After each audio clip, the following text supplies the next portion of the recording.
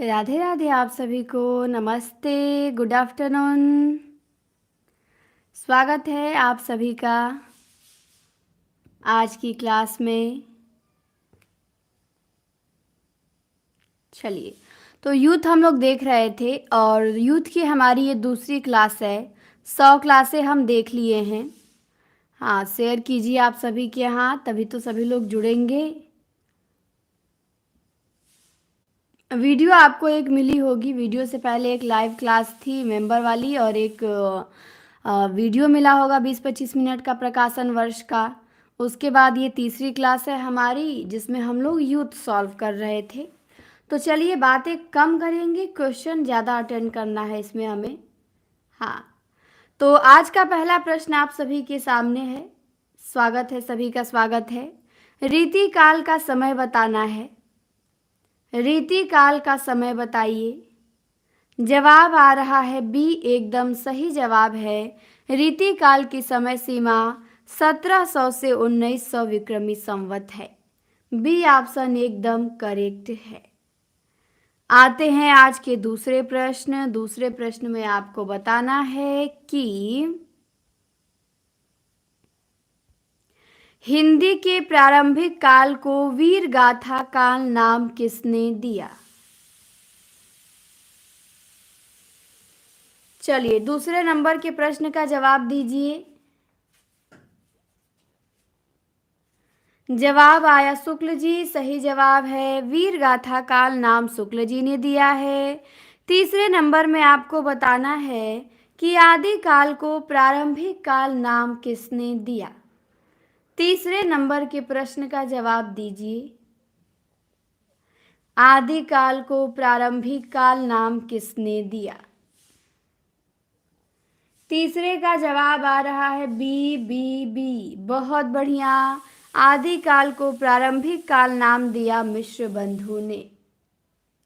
हाँ, बिल्कुल हो सकता है, किसी के भी मोबाइल से हो सकता है पनीर जी। चौथे नंबर पे आपको बताना है कि आदि काल को बीज वपन काल नाम किसने दिया। जवाब दीजिए। आदि काल को बीज वपन काल नाम किसने दिया। जवाब आया महावीर प्रसाद द्विवेदी। बहुत बढ़िया जवाब, महावीर प्रसाद द्विवेदी। पांचवें प्रश्न पे आइए। पांचवें में आपको बताना है कि हिंदी में हिंदी साहित्य का इतिहास सबसे पहले किसने लिखा। हिंदी भाषा में हिंदी साहित्य का इतिहास सबसे पहले किसने लिखा। नव्या जी, विनय जी, अंतिमा जी, स्वागत है। जवाब आया जिनका सी। बहुत गलती जवाब है। क्या किया जाए बताइए, बच्चों वाला प्रश्न गलती कर रहे हैं। हिंदी साहित्य में हिंदी का इतिहास सबसे पहले शिव सिंह सेंगर ने लिखा। तासी ने तो फ्रेंच में लिखा था ना। तासी ने फ्रेंच में लिखा था। बताइए, इतना आसान गलती कर दिया आप। 6 नंबर पे आइए और बताइए कि नोट कर लिए जो गलती हो रहा है। रचनाकारों को रचनाओं के साथ सुमेलित करना है। सूची आपके सामने दी गई है, सुमेलित कीजिए 6 नंबर में। चलिए, 6 नंबर में सुमेलित कीजिए। हाँ, हरे आप लोग मतलब मेंबरशिप ज्वाइन करना चाहते हैं तो हो जाएंगे, आप ही का उसमें बेनिफिट है। बहुत जल्दी नोट्स रिवीजन कर लेंगे आप। जिनके पास नोट्स है, जिनके पास नहीं है, सबके लिए अच्छी है वो क्लास। तो 6 नंबर का जवाब आया है, सभी का बी आया है। तो देख लिया जाए कि सही है। हिंदी साहित्य की भूमिका हजारी। हिंदी साहित्य का आलोचनात्मक इतिहास राम कुमार वर्मा। उत्तरी भारत की संत परंपरा परशुराम चतुर्वेदी। हिंदी साहित्य का दूसरा इतिहास बच्चन सिंह। तो बी ऑप्शन एकदम करेक्ट है। बहुत बढ़िया। 7वें प्रश्न में आपको बताना है इतिहास लेखकों को काल क्रमानुसार सही क्रम क्या है। हाँ, बहुत बढ़िया है कंचन जी। तब तो 7 नंबर के प्रश्न का जवाब दीजिए। साथ में इन तीनों विकल्प में से कोई आपको दिख नहीं रहा है, मतलब डी वाला आपका आंसर होगा। डी विकल्प हमारा दूसरे जगह दिया है, यहां दिया हुआ है। ठीक, सबसे पहले आपके मिश्र बंधु आ जाएंगे, ये तो आपको पता ही है। इसके बाद आपके शुक्ल जी आ जाएंगे 1884 में, राम कुमार वर्मा 1905 में और हजारी 1907 में। तो ये आपका क्रम हो गया। आगे आते हैं अगले प्रश्न पे। पुरानी हिंदी नामकरण किसने किया? 8 नंबर के प्रश्न का जवाब दीजिए। पुरानी हिंदी नामकरण किसने किया? जवाब आया गुलेरी, सही जवाब है गुलेरी। 9 में आपको बताना है, सुमेलित करना है, सुमेलित कर दीजिए। चलिए 9 का क्वेश्चन थोड़ा सा बड़ा है, चलिए सुमेलित कीजिए, दिख रहा होगा आपको एक साइड में। हिंदी साहित्य का नया इतिहास है, हिंदी साहित्य का वैज्ञानिक इतिहास है,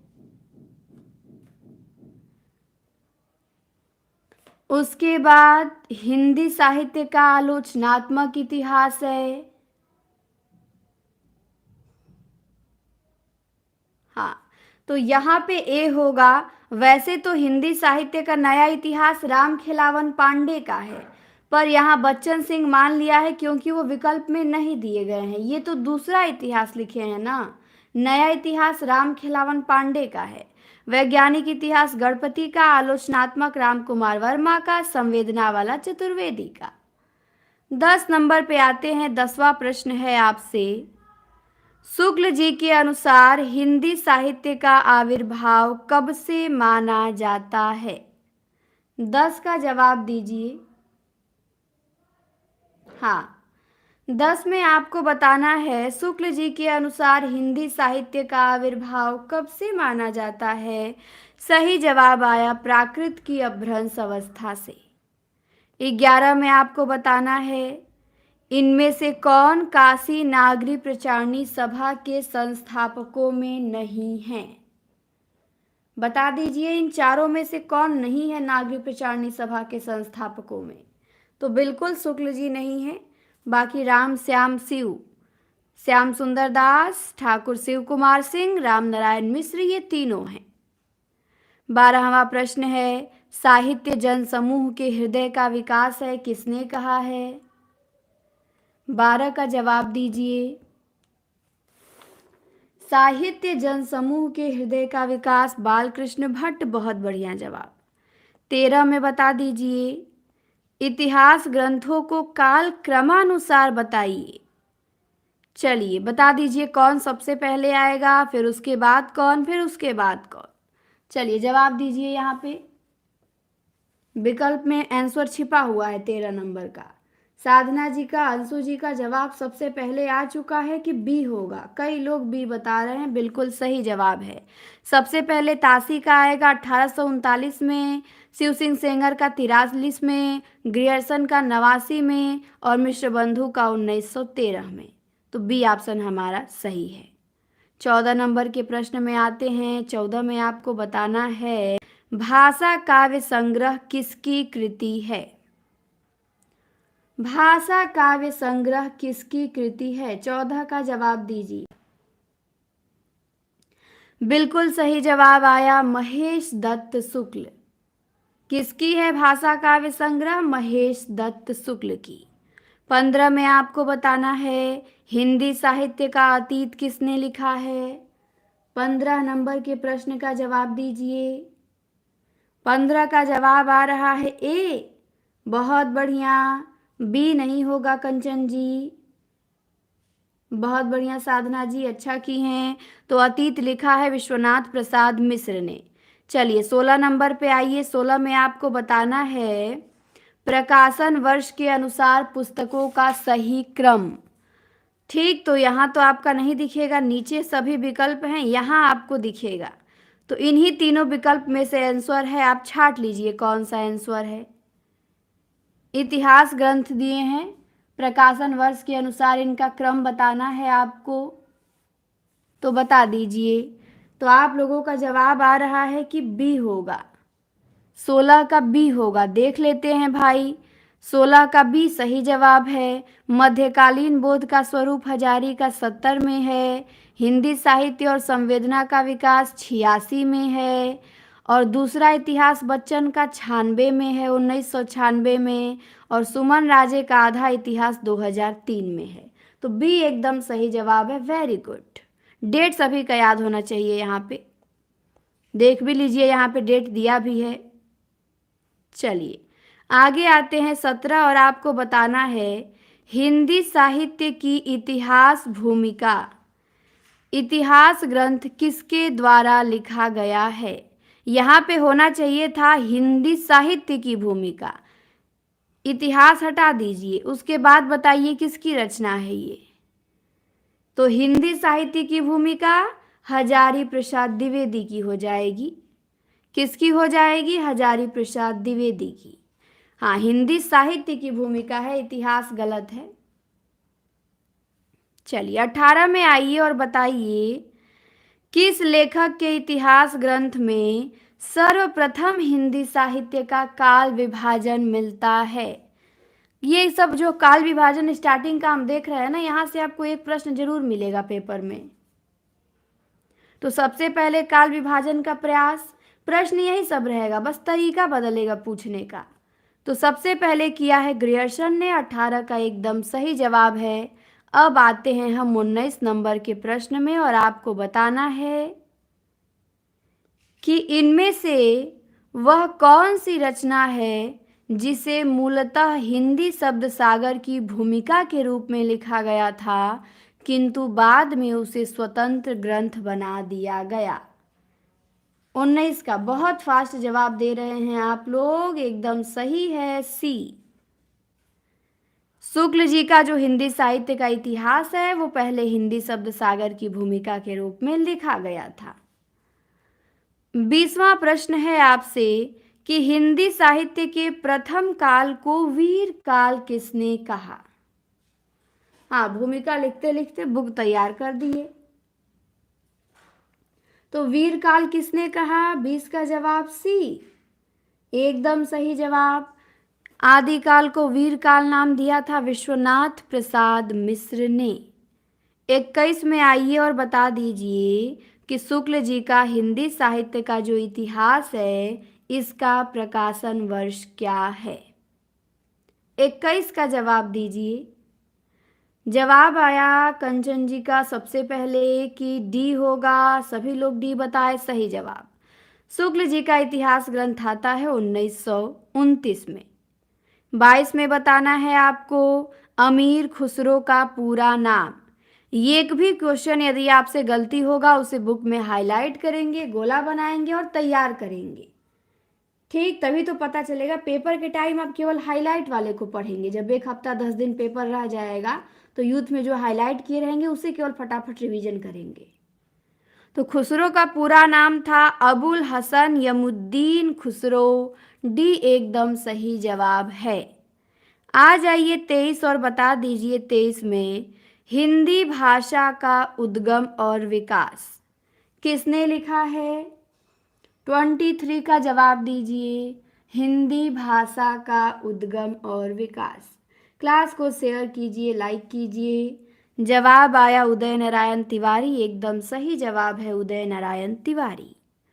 24 में आपको बताना है कि हिंदी साहित्य के इतिहास लेखन में काल विभाजन और नामकरण का प्रथम प्रयास करने वाले विद्वान कौन हैं? तो 24 का जवाब आया कनक जी का, अंशु जी का, बहुत फास्ट है सभी का, कि ग्रियर्सन होंगे, एकदम सही जवाब है। काल विभाजन का सबसे पहले प्रयास किया है ग्रियर्सन ने। रूपा जी नमस्ते। 25 में आपको बताना है हिंदी नवरत्न का रचना काल।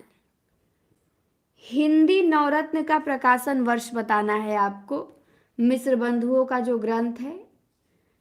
25 का जवाब आया सी, 1910 सही जवाब है। मिश्र बंधु विनोद 13 में और हिंदी नवरत्न 1910 में। 26 में बताइए इनमें से कौन मिश्र बंधुओं में नहीं है? कौन मिश्र बंधुओं में नहीं है? जवाब दीजिए। 26 का जवाब आ रहा है सी, कृष्ण बिहारी नहीं है। बहुत बढ़िया। गणेश श्याम सुखदेव हैं लेकिन कृष्ण नहीं है। 27 में आपको बताना है आधुनिक काल को गद्य काल नाम किसने दिया? 27 का जवाब दीजिए। आधुनिक काल को गद्य काल नाम तो जवाब आ चुका, ए होगा पुनीता जी का सबसे पहले। बहुत बढ़िया। आधुनिक काल को गद्य काल नाम शुक्ल जी ने दिया है। 28 नंबर के प्रश्न में आते हैं, प्रश्न पढ़ लीजिए। प्रश्न है कि आचार्य रामचंद्र शुक्ल ने शब्द सागर में लिखित किस शीर्षक लेख को परिवर्तित तथा परिमार्जित करके हिंदी साहित्य का इतिहास लिखा? ये आपका प्रश्न हो गया। अब आपको विकल्प दिखेगा इधर, तो विकल्प देखते ही आप जान जाएंगे। यदि मैं प्रश्न वो न भी दिखाई दी होती तो भी आप आंसर सही लगाते, मुझे पता है। हाँ, क्योंकि विकल्प देख के अंदाजा लग जाता है कि प्रश्न पूछा क्या होगा। तो हिंदी साहित्य का विकास, डी एकदम राइट आंसर है। चलिए आगे आते हैं। 29 में आपको बताना है कि हिंदी साहित्य के इतिहास लेखन की परंपरा में मिश्र बंधुओं ने किस ग्रंथ द्वारा अपना महत्वपूर्ण योगदान दिया है? तो 29 का जवाब आया मिश्र बंधु विनोद के द्वारा। एकदम सही जवाब है मिश्र बंधु विनोद के द्वारा। 30वां प्रश्न है आपसे, आपको बताना है कि एक कथन है, बहुत चर्चित कथन, और इतना आसान कथन कोई नहीं होगा। बता दीजिए किसका कथन है ये? कि प्रत्येक देश का साहित्य वहाँ की जनता की चित्तवृत्ति का संचित प्रतिबिंब है, शुक्ल जी कहते हैं। 31 पे आते हैं। 31 में पूछा गया है कि हिंदी गद्य के उद्भव काल को संस्कृत निष्ठ हिंदी का पक्ष किसने लिया था? हिंदी गद्य के उद्भव काल में संस्कृत निष्ठ हिंदी का पक्ष किसने लिया था? नोट्स है आपके पास तो विपिन जी नोट्स भी पढ़िए, उसके अलावा एक आध कोई बुक है तो पढ़ लीजिए, नहीं तो नोट्स है तो नोट्स पढ़िए और बुक पढ़िए, तो बुक के प्रश्नों को रट जाइए, हो जाएगा। तो सही जवाब है राजा लक्ष्मण सिंह, एकदम सही जवाब आया है डी। 32 में आपको बताना है शुक्ल जी के अनुसार भक्ति काल की समय सीमा। चलिए 32 का जवाब दीजिए। शुक्ल जी के अनुसार भक्ति काल की समय सीमा क्या है? तो जवाब आया बी कि संवत 1375 से 1700 विक्रमी। एकदम सही जवाब है 1375 से 1700 विक्रमी। 33 नंबर के प्रश्न में आते हैं। 132 हिंदी साहित्य के इतिहास से 132 प्रश्न था। अब आएंगे हम आदिकाल पे। ठीक, अब यहाँ से आदिकाल यूथ में शुरू होता है, तो आदिकाल पे आएंगे हम। तब तक आप क्लास को लाइक और शेयर कीजिए। 5 सेकंड में हम पीडीएफ चेंज कर लेते हैं।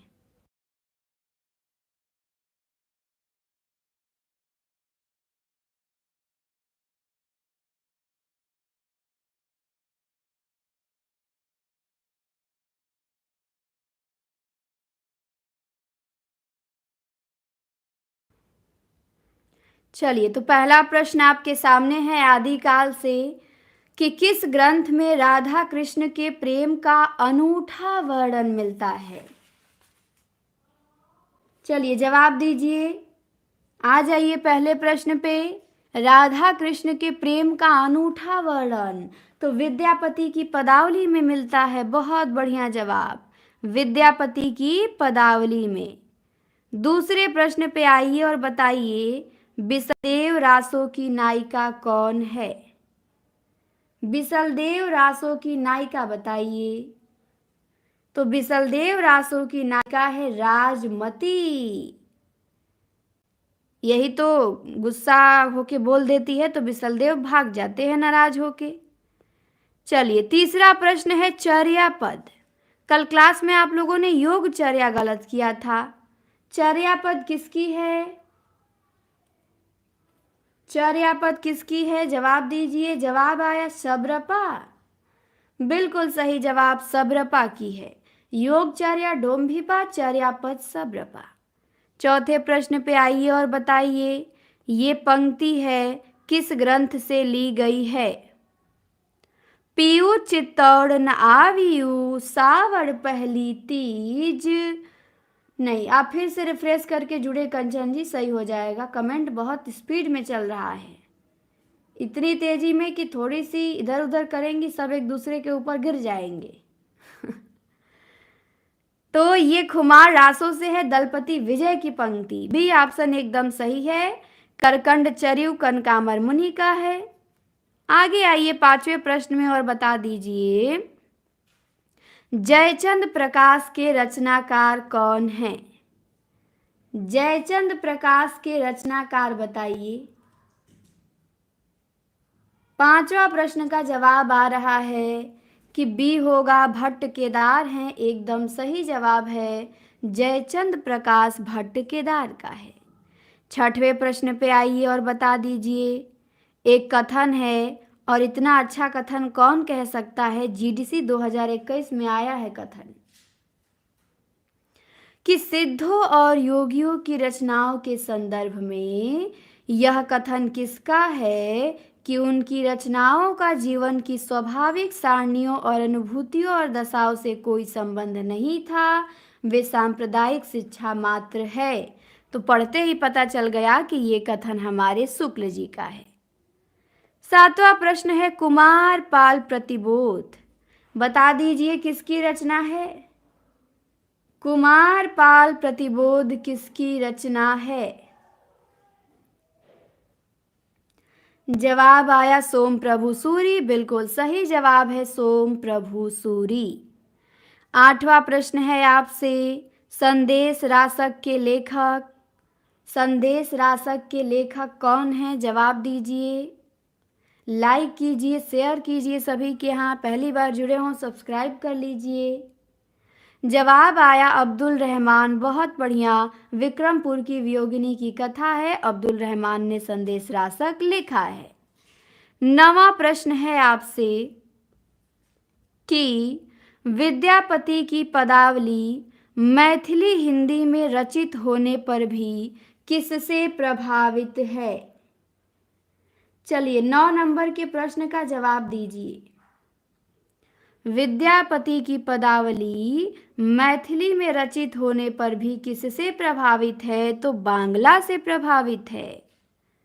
10वां प्रश्न है आपसे भला हुआ जो मारिया बहिड़ी महारा कंतु, ये पंक्ति किसकी है? 10 का जवाब दीजिए। जवाब आया हेमचंद्र। बिल्कुल सही जवाब है, ये पंक्ति हेमचंद की है। 11 में आइए और बता दीजिए कि आदिकाल को चारण काल किस साहित्यकार ने कहा है? 11 का जवाब देंगे। आदिकाल को चारण काल किसने कहा है? पीडीएफ भेज देंगे जब कंप्लीट हो जाएगा आदिकाल, तो सुमित जी टेलीग्राम पे भेज देंगे। अभी जो कल वाला था उसका पीडीएफ भेज सकते हैं टेलीग्राम पे, जो कल यूज किए हैं। तो आदिकाल को चारण काल कहा है राम कुमार वर्मा ने। सही जवाब है। 12 पे आते हैं। 12 में आपको बताना है कि अमीर खुसरो हिंदी साहित्य के किस काल से संबंधित हैं?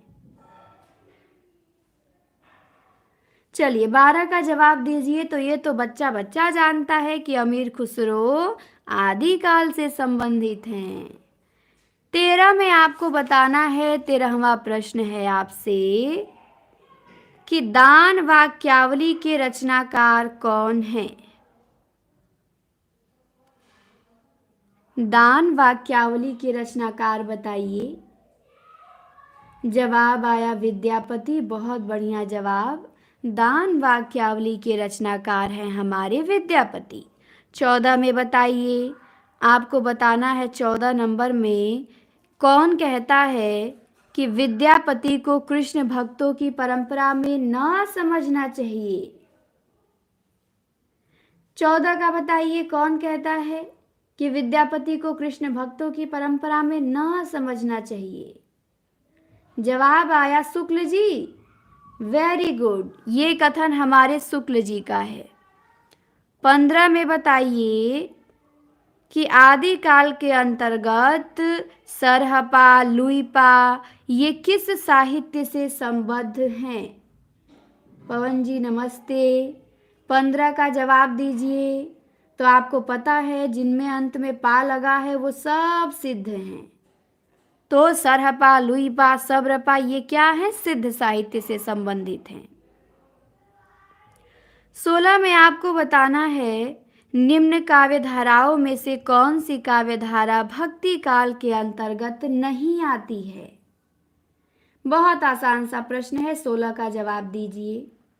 16 का दिव्यांशु जी ने सबसे पहले बताया कि रासो काव्य धारा भक्ति काल के अंतर्गत नहीं आएगी, क्योंकि ये तो आदिकाल की है, बाकी तो सब भक्ति काल की हैं। 17 में आपको बताना है एक कथन है, बहुत बढ़िया कथन है। जब मैं यूथ पढ़ी थी तो सबसे पहले मुझे ये कथन अच्छा लगा था, फिर मैं कई बार इसे पूछती रहती थी सबसे कि ये कथन किसका है। सिद्ध सामंत युग की कविताओं की सृष्टि आकाश में नहीं हुई, वे हमारे देश की ठोस धरती की उपज है। तो ये कहते हैं राहुल सांकृत्यायन। कौन कहते हैं? राहुल सांकृत्यायन। 18 में आपको बताना है एक कथन है, बता दीजिए किस विद्वान का है कि जिस साहित्य में केवल धार्मिक उपदेश हो उससे वह साहित्य निश्चित रूप से भिन्न है जिसमें धर्म भावना प्रेरक शक्ति के रूप में काम कर रही हो। धार्मिक साहित्य होने मात्र से कोई रचना साहित्यिक कोटि से अलग नहीं की जा सकती। तो विकल्प दिखा दूं? विकल्प हैं हजारी, शुक्ल, रामकुमार वर्मा, मिश्र बंधु। तो ये कथन हजारी प्रसाद द्विवेदी का है। आप लोगों ने बिना विकल्प के भी बता दिया था। यही कहते हैं कि धार्मिक साहित्य होने मात्र से कोई रचना साहित्यिक कोटि से अलग नहीं की जा सकती। 19 में आइए और बताइए पृथ्वी एक कथन है, स्थापना है, बता दीजिए किसका है। इस संबंध में इसके अतिरिक्त और कुछ कहने की जगह नहीं कि यह पूरा ग्रंथ वास्तव में जाली है। कौन कहता है कि पृथ्वीराज रासो जो है ये वास्तव में जाली है? तो बिल्कुल ये हमारे शुक्ल जी कहते हैं कि ये वास्तव में जाली ग्रंथ है। 20 में बताइए, 20वां प्रश्न है शुक्ल जी की मान्यता किस ग्रंथ के संदर्भ में है कि इस ग्रंथ में श्रृंगार की ही प्रधानता है, वीर रस का तो किंचित आभास मात्र है। किस ग्रंथ के बारे में शुक्ल जी कहते हैं? तो बिसलदेव रासो के बारे में कहते हैं कि इसमें तो केवल श्रृंगार की ही प्रधानता है, वीर रस का तो केवल आभास मात्र है। तो ये बहुत अच्छा प्रश्न है, इसे आप लोग ध्यान देंगे। 21 में आपको बताना है एक कथन ही है। 21 में बता दीजिए किसका कथन है कि वे सांप्रदायिक शिक्षा मात्र हैं, अतः शुद्ध साहित्य की कोटि में नहीं आ सकती। सिद्ध हो, नाथ हो, योगियों की रचनाओं के विषय में ये मत किसका है? तो ये कौन कहता है? शुक्ल जी कहते हैं कि वे सांप्रदायिक शिक्षा मात्र हैं। अभी हमने देखा भी था। 22 में बताइए राउल वेल के विषय में कौन सा तथ्य सही नहीं है? राउल वेल रोड़ा की रचना है, तो इसके बारे में कौन सा तथ्य सही नहीं है?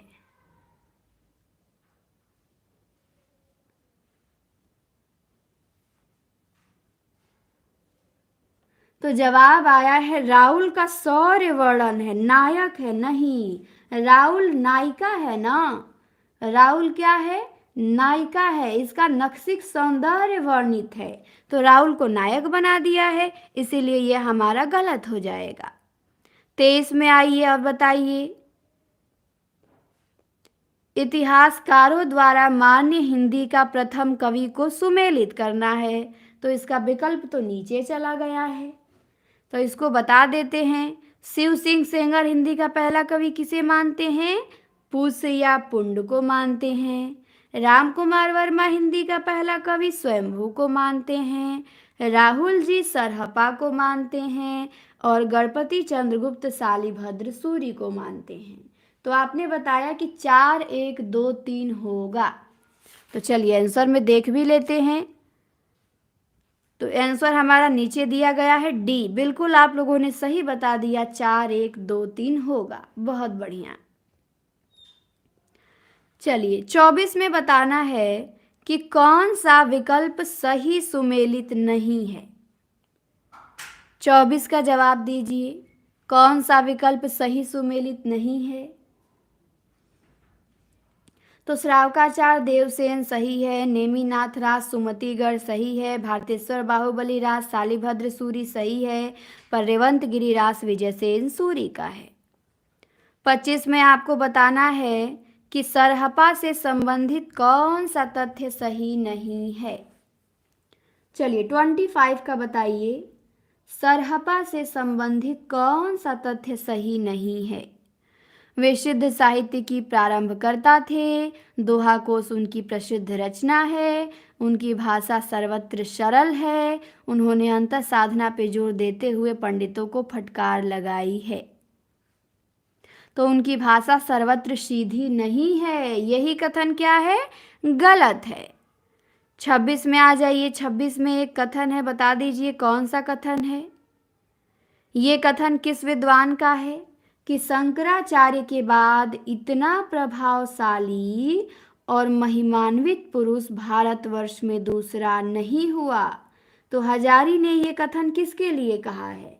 26 का सी बताया है किसी ने, सी नहीं होगा। हाँ, ये कथन गोरखनाथ के लिए हजारी प्रसाद द्विवेदी ने कहा है, तो बी हमारा सही जवाब है। 27 में आएंगे और बताएंगे 27 का कि दशरमा और आदि कुछ विद्वान पृथ्वीराज रासों की किस संस्करण को मूल रासो मानते हैं।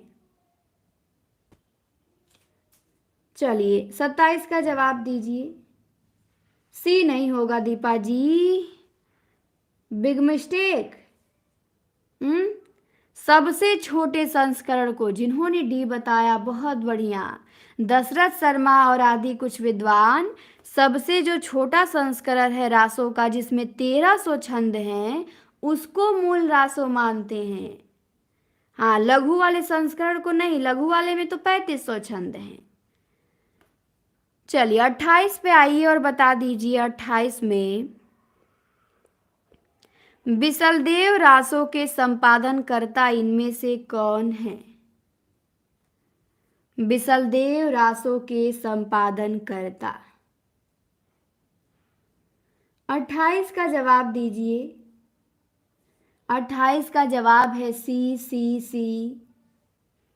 जवाब सही है। बिसलदेव रासों के संपादनकर्ता माता प्रसाद गुप्त और अगरचंद नाहटा हैं।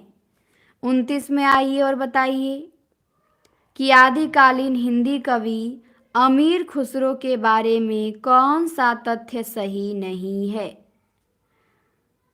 चलिए 29 का जवाब दीजिए। उनकी पहेलियाँ मुकरिया दो सुखने प्रसिद्ध है। उनकी रचनाएं खड़ी बोली काव्य भाषा बनने का प्रयास कर रही थी। उन्होंने जनजीवन के साथ घुल मिल के काव्य रचना की। उनका लक्ष्य जनता को धर्मोपदेश देना था, नहीं, उनका लक्ष्य मनोरंजन था, धर्मोपदेश नहीं था। 30वां प्रश्न है आपसे। शुक्ल जी के अनुसार किस रचना के आधार पे विद्यापति मैथिल कोकिल कहलाए? मेरे यहाँ से तो सही चल रहा है पूजा जी। चलिए, विद्यापति किस रचना के आधार पे मैथिल कोकिल कहलाए? रोज सिंह जी नमस्ते। तो पदावली के आधार पे। 31 में आपको बताना है कि इनमें से कौन सा विवरण सही नहीं है। 4 विवरण दिए गए हैं, आपको बताना है कौन सा सही नहीं है।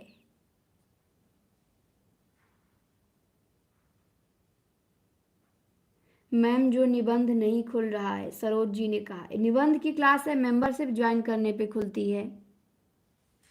अंश जी नमस्ते।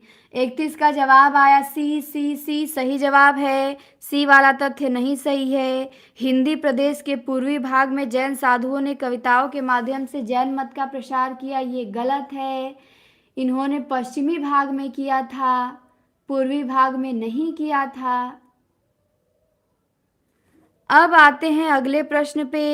एक कथन है, बता दीजिए किसका कथन है। ये भी बहुत बढ़िया सा कथन है कि अपभ्रंश के कवियों का विस्मरण करना हमारे लिए हानि की वस्तु है।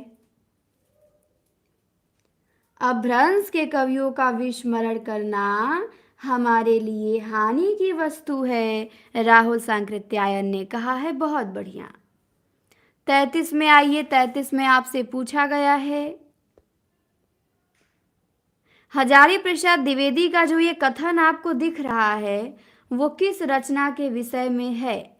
किस रचना के बारे में हजारी ने कहा है कि इस पुस्तक की भाषा को कवि ने स्वयं अवहट्ठ कहा था। इसमें बीच बीच में मैथिली भाषा का प्रयोग आ गया है। तो कीर्ति लता होगा सही जवाब। 34 में आइए और बता दीजिए कि हिंदी के प्रारंभिक काल के बारे में ये कथन किस विद्वान का है कि साधारणतः सन ईसावी की 10वीं से लेकर 14वीं शताब्दी के काल को हिंदी साहित्य का आदिकाल कहा जा सकता है। तो आपको पता है 1000 ईस्वी से 1400 ईस्वी तक आदिकाल की समय सीमा हजारी प्रसाद द्विवेदी मानते हैं, तो ये कथन वही कहेंगे। 35वां प्रश्न है, सरहपा के बारे में किसी ने कहा है कि चौपाई दोहे का सबसे पुराना प्रयोग यहीं मिलता है। जो कुछ पुराना साहित्य उपलब्ध है उससे लगता है कि पूर्वी प्रदेश के बौद्ध सिद्धों ने ही इस शैली में लिखना शुरू किया था। तो सरहपा के बारे में ये किसका कथन है? नहीं, डी बिल्कुल सही जवाब है, हजारी प्रसाद द्विवेदी का। ये सब कथन बहुत इंपॉर्टेंट हैं, मिल सकते हैं आपके पेपर में, तो हजारी ने कहा है, ध्यान देंगे। 36 में आते हैं। 36 में आपको बताना है कि इनमें से कौन सा सही सुमेलित नहीं है। जवाब दीजिए 36 नंबर का, कौन सा सही सुमेलित नहीं है। चंदन बालारा सासगु का सही है। उक्ति व्यक्ति प्रकरण दामोदर पंडित का सही है। वर्ण रत्नाकर ज्योतिश्वर का सही है। हाँ, स्थूलीभद्र रास जिन धर्म सूरी का है। 37 में बताइए कुवलय माला कथा के लेखक कौन हैं? कुवलय माला कथा के लेखक, जवाब आया उद्योतन सूरी। बहुत बढ़िया, उद्योतन सूरी हैं। 38 में आपको बताना है कि पुष्य या पुंड को हिंदी का प्रथम कवि किस आलोचक ने माना है। 38 का जवाब आया शिव सिंह सेंगर। एकदम सही जवाब, शिव सिंह सेंगर ने पुष्य या पुंड को हिंदी का पहला आलोचक माना है। 39 में आइए और बता दीजिए कि रत्नाकर जोपम कथा पुस्तक का संबंध किससे है। महायानी सिद्ध से, वज्रयानी सिद्ध से, नाथ से या जैन से। तो जवाब आया बी, सही जवाब है। रत्नाकर जोपम कथा पुस्तक का संबंध है वज्रयानी सिद्धों से। किससे है? तो वज्रयानी सिद्धों से है। 40 में आइए और बता दीजिए। 40वां प्रश्न है, जे हाल मिसकी मकुन तगा फूल दुराए नैना बनाए बतिया, ये पंक्ति किसकी है? जे हाल मिसकी मकुन दुराए नैना बनाए बतिया, तो ये पंक्ति हमारे खुसरो जी की है। 41 में बता दीजिए। टीजीटी 21 का ही प्रश्न है ये तो। निर्भय भीम व्यायोग, निर्भय भीम व्यायोग के लेखक कौन हैं? 41 का ए नहीं होगा, डी होगा। बहुत बढ़िया, डी रामचंद्र सूरी ने लिखा है निर्भय भीम व्यायोग। 42 में बता दीजिए कि निम्न में से कौन सा नाम सिद्ध परंपरा के योगी का नहीं, योगिनी का नहीं बल्कि योगी का है। तो इनमें से 3 तो योगिनी है लेकिन एक योगी है। तो पुतलिपा योगी है, बाकी मणिभद्रपा, कनकलापा, लक्ष्मीकरा ये क्या है, योगिनियां है। 4 योगिनियां थी। 43 में आ जाइए और बता दीजिए हिंदवी शब्द का सबसे पहले प्रयोग किस इतिहासकार ने किया है। ये भी टीजीटी 21 का प्रश्न है। हिंदवी शब्द का सबसे पहले प्रयोग किस इतिहासकार ने किया। जवाब आया सी, एकदम सही जवाब है अबू सईद। हिंदवी शब्द का सबसे पहले प्रयोग अबू सईद ने किया है।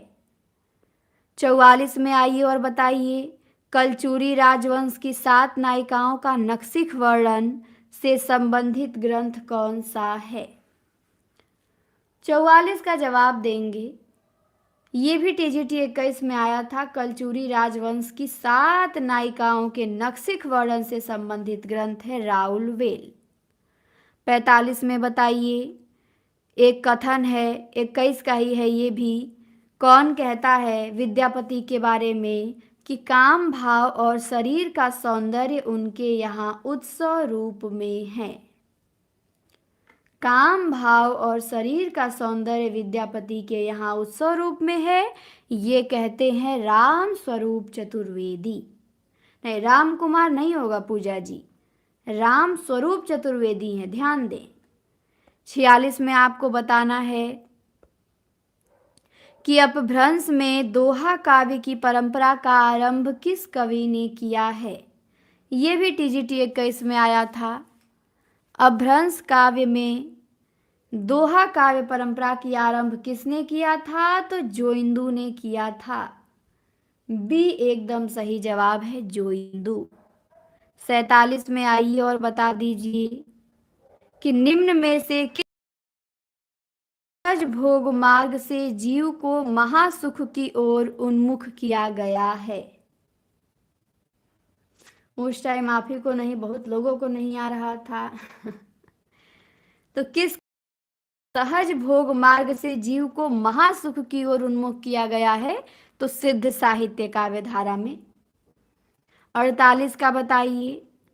48 में आपको बताना है दाई हैं क्या है। विकल्प आप सभी के सामने दिख रहा है, जवाब दीजिए।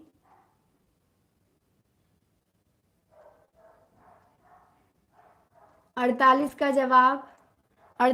जवाब आ रहा है डी। सबसे पहले दीपा जी, राखी जी, बहुत बढ़िया, डी होगा। रामचंद्र शुक्ल के अनुसार चंद्रदाई हिंदी के प्रथम महाकवि हैं और व्याकरण में पारंगत हैं। तो ध्यान देंगे, शुक्ल जी चंद्रप्रदाई को व्याकरण में पारंगत भी मानते हैं। 49 में आपको बताना है जन्म काल के अनुसार कवियों का सही क्रम। 49 नंबर के प्रश्न में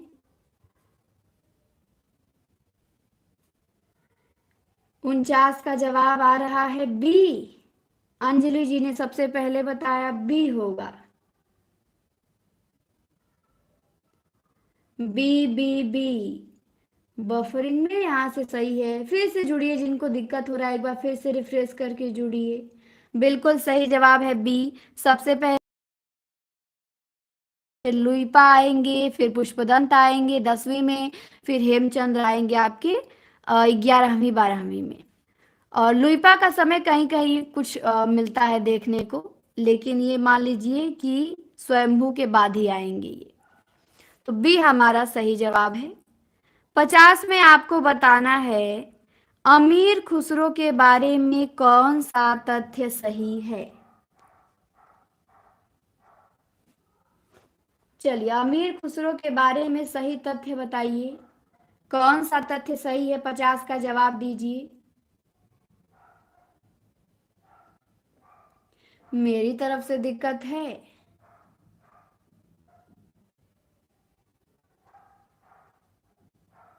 मेरी तरफ से है तो क्या किया जा